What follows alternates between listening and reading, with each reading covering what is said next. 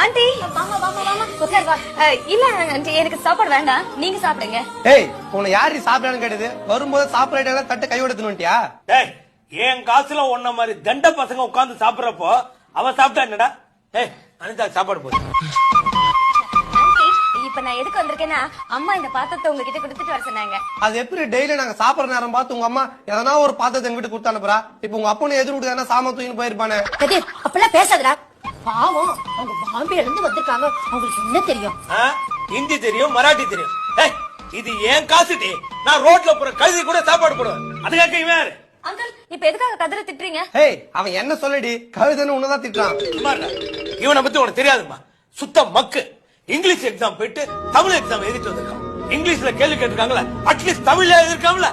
சுத்த அறிவு கட்டம்.